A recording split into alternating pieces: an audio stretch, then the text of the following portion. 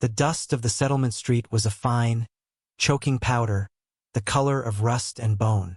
It clung to Alara's sweat-dampened chemise, puffed up with every ragged breath she drew, and tasted of bitter finality. The sun was a merciless hammer in the vast, indifferent sky, beating down on her bowed head. Each strike of the leather whip across her back was a fresh sermon on her station in this world. A woman alone, indentured, was less than the dust. To speak back, to hold one's gaze a second too long, was a sin that required a public penance. Jedediah Finch, the town's self-appointed arbiter of morality and her legal master, delivered the punishment with a grim satisfaction. He was a man whose piety was a cloak for his cruelty. "Insolence," he grunted, the leather creaking as he drew his arm back again. The word was a hot brand on the air. "Is a weed that chokes the soul. It must be torn out by the root." The crowd watched, a ring of sun-scorched faces. Some held a flicker of pity, quickly extinguished. Most wore a mask of grim acceptance, or worse, a hungry curiosity. They were complicit in their silence, their presence a part of the ritual. Alara's world had shrunk to this circle of judgment, to the searing pain that lanced from her shoulders to her waist, and to the desperate, failing effort to remain on her feet. Her vision blurred, the clabbered storefronts wavering like a heat mirage. She had thought defiance was a kind of armor, a small, hard stone of self she could keep polished in the dark. Now, she felt it cracking, grinding to grit under the force of Jedediah's righteousness. The shame was a worse pain than the whip, a slow poison seeping into her marrow. She was what they saw, a broken thing tethered to a post. Another lash fell, and this time a cry tore from her throat, raw and involuntary. It was the sound of her last defense giving way. Despair, cold and absolute, began to wash over the fire in her flesh. This was it. This was the moment she would break completely, the moment the light inside her would be trampled out in the dirt. Then the sound changed. The familiar, sickening whistle of the whip through the air was cut short by a sound like a hawk catching its prey. A sudden, sharp snap of leather on leather. Silence fell. Not the expectant silence of a moment before, but a thick, stunned stillness. Alara, blinking sweat and tears from her eyes, dared to lift her head. A man stood between her and Jedediah. He had not been there a moment ago. He seemed to have materialized from the heat and the glare, a tall silhouette against the brutal sun. He was a stranger, his clothes coated in the dust of a long trail, his face shadowed by the brim of a worn hat. In one hand, he held the whip, its tail coiled uselessly around his leather-gloved fist. He had caught it mid-swing. He did not speak. He did not have to. His presence was a challenge, a granite boulder dropped into a stagnant pond. Jedediah, his arm still raised, stared, his mouth agape. "This is town business, stranger. This woman is my charge. She requires correction."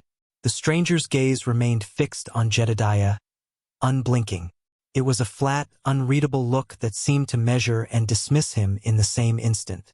With a slow, deliberate motion, he uncoiled the whip from his hand, letting it fall into the dust between them. Then he took a step toward Alara. He moved with a quiet economy, no wasted motion. He produced a knife, and for a terrifying second, she thought her ordeal was only changing hands. But he turned it not on her, but on the ropes binding her wrists to the post. The fibers parted with a soft rasp. Freed, she stumbled, her legs threatening to buckle. A hand, firm and steady, caught her elbow, holding her upright. It was not gentle, but it was not cruel. It was simply solid. A fact. He began to walk, drawing her with him, away from the post, away from the crowd. He moved directly toward a horse tied nearby, a rangy beast as weathered and enduring as its owner. "Hold on," Jedediah sputtered, finding his voice at last, a mixture of outrage and caution. "You can't just. That is my property you're taking." The stranger paused, but did not turn his head. His voice, when it came, was low and rough, like stones grinding in a dry riverbed. It was the first time he had spoken. "You talk about her like she's a stray dog. I find that disagreeable." He said nothing more. He lifted Alara, her body a dead weight of pain and shock, and settled her sideways onto the saddle. With an unnerving grace, he swung up behind her, his arm a secure bar across her waist. He did not look at Jedediah. He did not look at the stunned townspeople. He simply nudged the horse's flanks, and they moved, walking at first, then breaking into a steady trot, leaving the settlement and its judgment behind them in a cloud of rising dust. Alara leaned back against the solid wall of his chest, the world dissolving into a blur of motion and the rhythmic beat of hooves. She was being stolen away, spirited from one unknown to another. She did not know if she had been rescued or merely claimed by a different, quieter master. In the vast, aching silence that followed, she realized she was too broken to care. The sun bled out across the horizon, painting the stark landscape in hues of bruised purple and dying orange.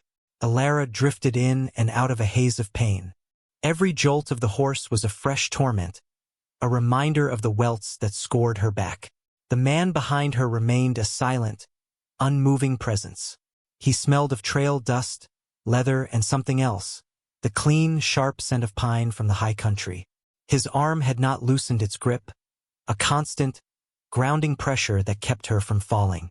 When darkness finally fell, deep and star-pricked, he drew the horse to a halt in a small, sheltered arroyo.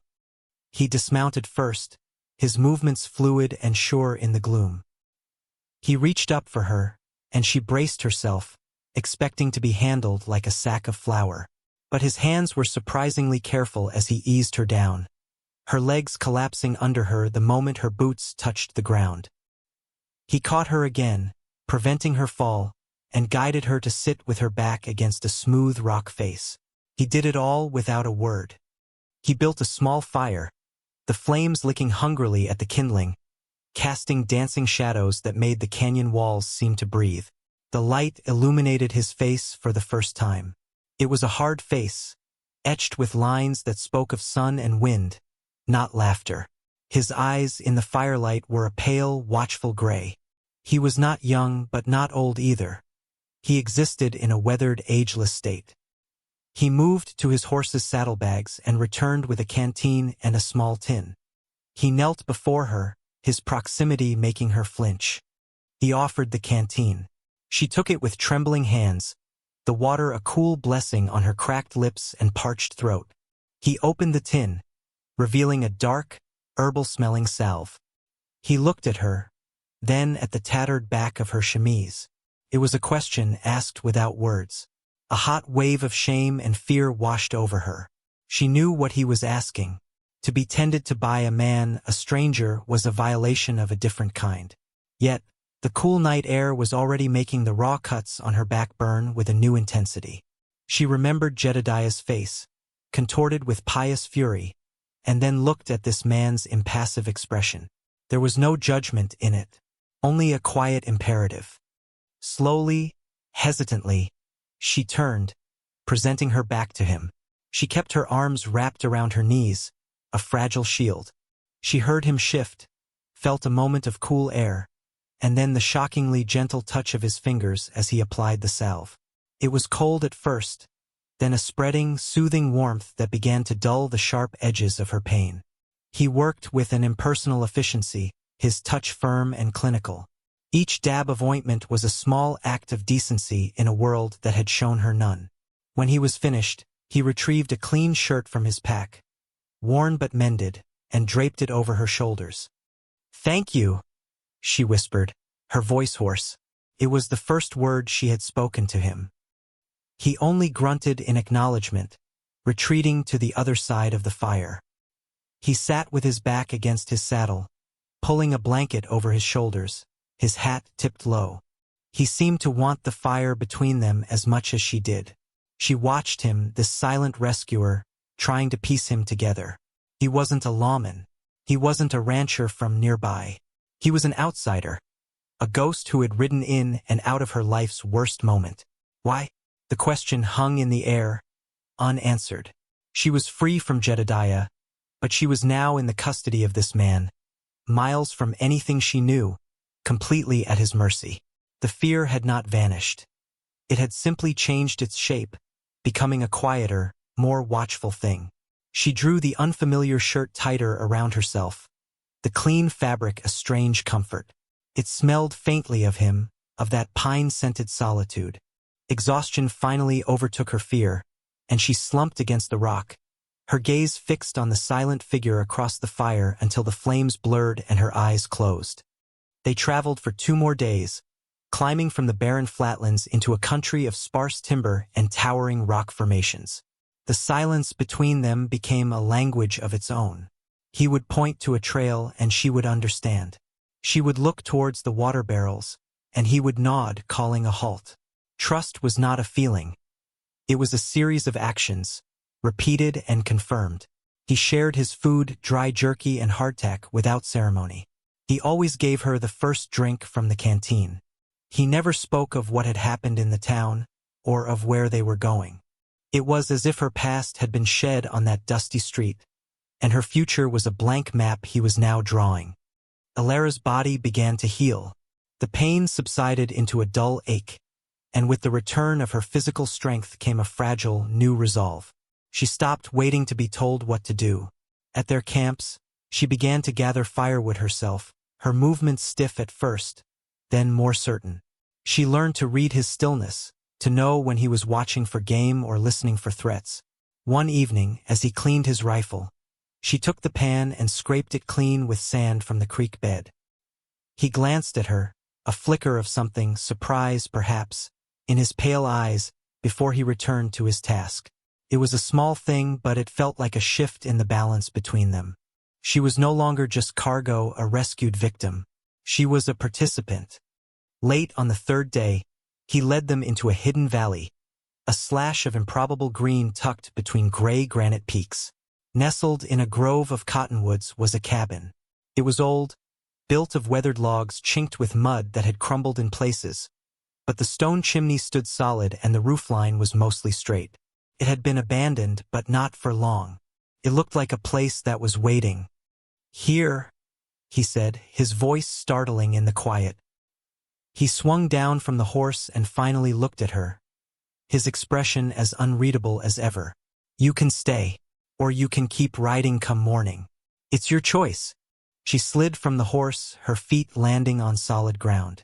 She looked from the cabin, a promise of shelter and stillness, to the vast, intimidating wilderness that stretched in every other direction. Keep riding? To where? She had nothing. No money, no kin, no name that wasn't tied to an indenture contract. She looked at him, this man who had snatched her from a living hell and delivered her to this quiet purgatory. He had asked nothing of her. He had offered her a choice, the first real one she'd had in years. "What is this place?" she asked, her voice steady. "Mine," he answered simply. He walked past her towards the cabin, his long-limbed stride full of purpose. He did not look back to see if she was following. He did not need to. She had nowhere else to go. She took a deep breath, the air clean and sharp, and followed him toward the dark doorway of her new, uncertain life. The cabin was a shell, but it was a shell that could be filled. It was a beginning born from an end. The days in the valley settled into a quiet rhythm, dictated by the sun and the seasons. The man, whose name she learned was Silas, was a creature of routine and profound silence. He would rise before dawn, check the snares he'd set along the creek, and spend his days patching the cabin or hunting. He moved with a relentless competence, his hands as skilled at mending a crumbling chink in the wall as they were with a rifle. Alara, in turn, found her own purpose within the 4 walls of the cabin and the small clearing around it.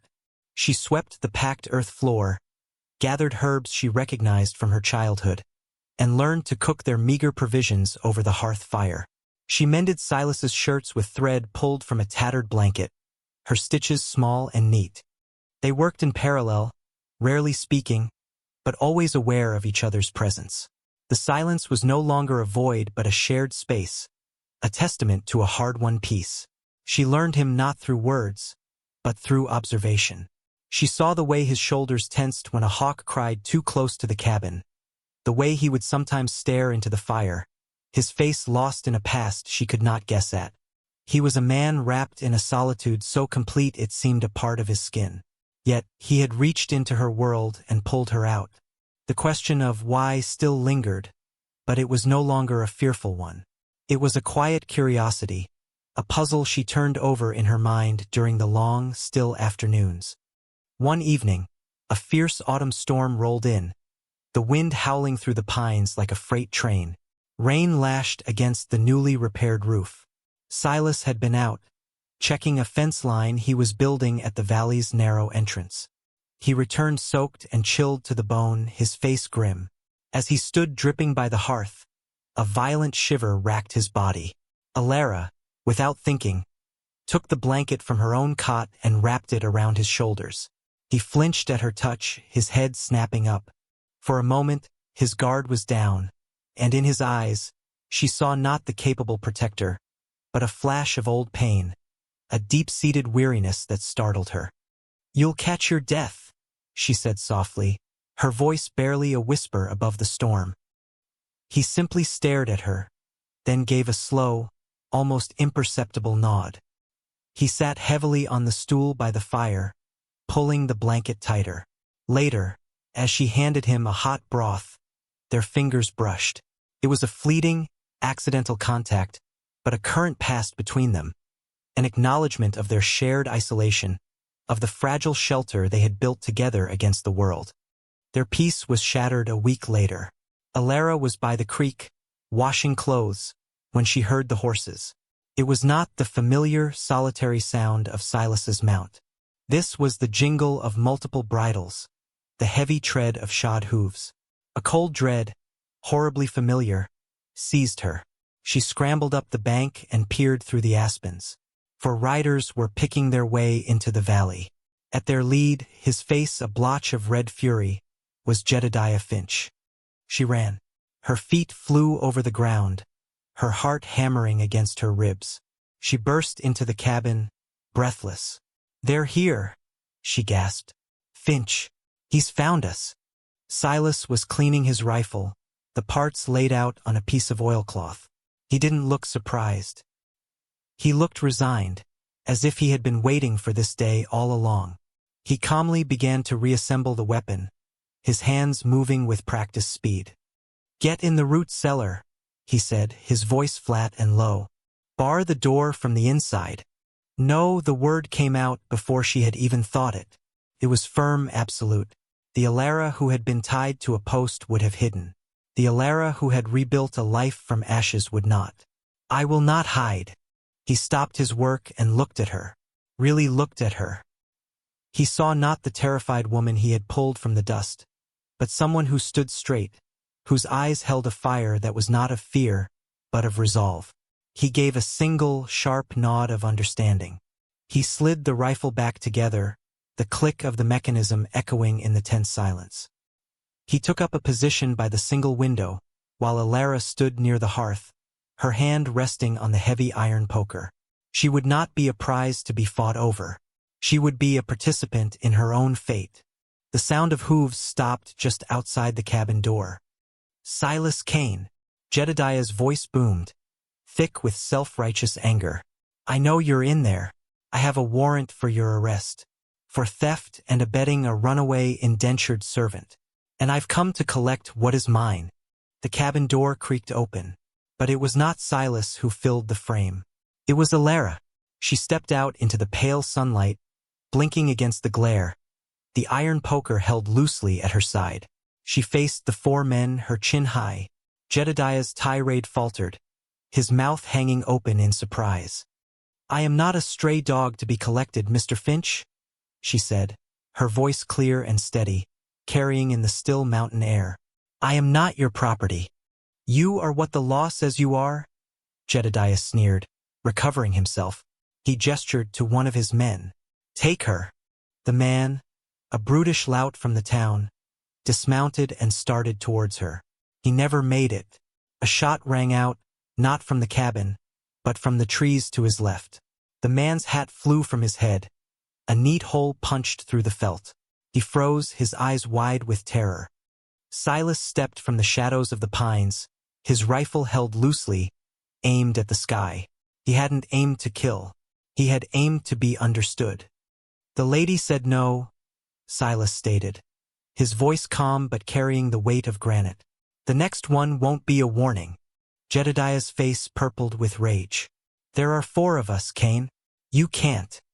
"I am not his property," Elara repeated, her voice cutting through Jedediah's bluster. She took a step forward, drawing all their eyes to her. "I served you. I worked until my hands bled. And for speaking a single truth, you had me beaten in the street for sport. There is no law, no piece of paper that gives you the right to that. My debt is paid. Not in coin, but in blood and shame. I am done." Each word was a stone she laid, building a wall around herself that they could not breach. She was no longer defined by her indenture, by their judgment, by her past. She was defining herself right here, right now. There was a long, tense silence. Jedediah looked from Elara's unwavering gaze to the cold promise in Silas's eyes, and he saw a truth he could not bully or whip into submission. He saw 2 people who had nothing left to lose and a life they would defend.